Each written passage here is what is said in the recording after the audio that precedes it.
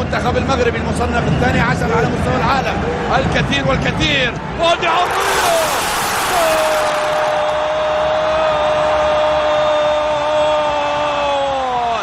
اسماعيل، يا اسماعيل، اسماعيل سيباري يضع اسمه على لافتة التاريخ، على أول صفحات التاريخ، أول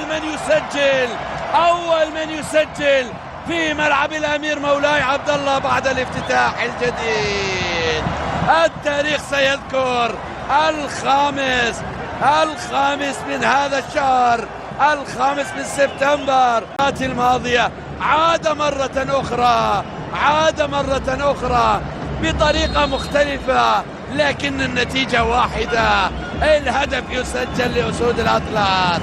المغرب تتقدم بهدف يقربهم للمونديال. لاعبين لأن مباراة تأتي في بداية موسم، لذلك دكة البدلاء سيكون لها دور كبير. وهذه عرضية تلعب، الله، مزيان بالزاف، مزيان يا اسماعيل سيباري يسجل الثاني في ليلة تاريخية لإسماعيل. مرة أخرى يزور مرمى النيجر، يسجل الثاني لمصلحة أسود الأطلس. سعادة كبيرة في المدرجات وانتصار رائع وهدفين ولا أجمل لأسود الأطلس في شوط أول لم يقدموا فيه العرض الخيالي، لكن الأهداف كانت حاضرة. شوف أشرف حكيمي حطها. قيمة اللاعب الكبير، قيمة البلندوري أشرف حطها لإسماعيل.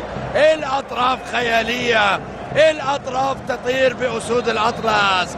هنا في ملعب الأمير مولاي عبد الله، هنا الأطراف يوسف العمري في المرة الأولى، وفي المرة الثانية من الجهة اليمنى أشرف حكيمي، والتوقيع واحد. إسماعيل سيباري يسجل الثاني لمصلحة أسود الأطلس. العالم بكل تأكيد في القارة الأفريقية سيكون الضغط كبير على اللاعبين، لكن هذه محاولة جول. أيوب، يا أيوب، بعد طول انتظار وبعد صبر طويل، أيوب الكعبي يسجل. أيوب لم يستسلم.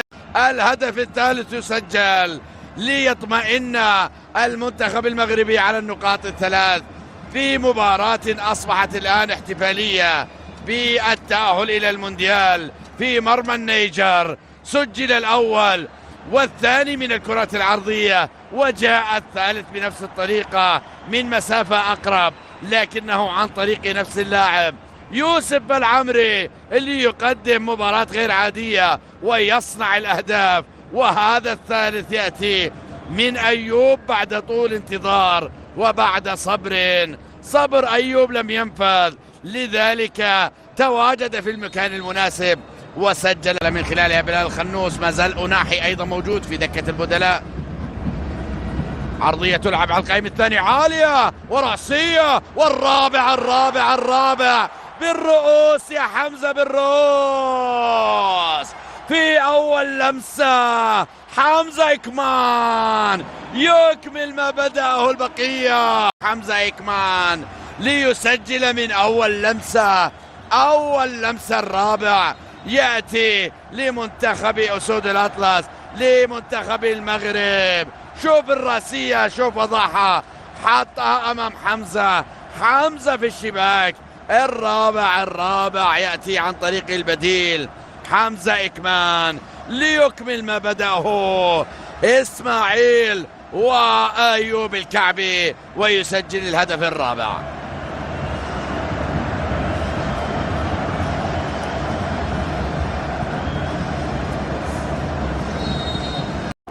تعود مقطوعة في مكان، فرصة الخامس، تسديدة أنوحي،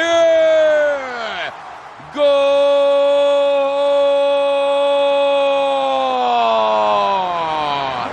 عز الدين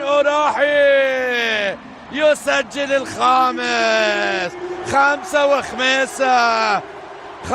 وخميسة على الأولاد، 5 على أسود الأطلس. 5 أهداف رائعة، والأروع يأتي عن طريق عز الدين أناحي بعد أن دخل إلى ملعب المباراة من دكة البدلاء ليسجل هدفا رائعا بتسديده.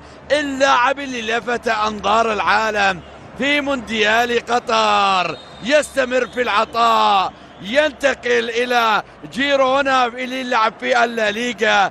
اللاعب اللي أذهلت مهاراته لويس إنريكي والبقية من أفضل المدربين على مستوى العالم كانوا يتحدثون بإعجاب كبير فيما يقدمه عز الدين أناحي.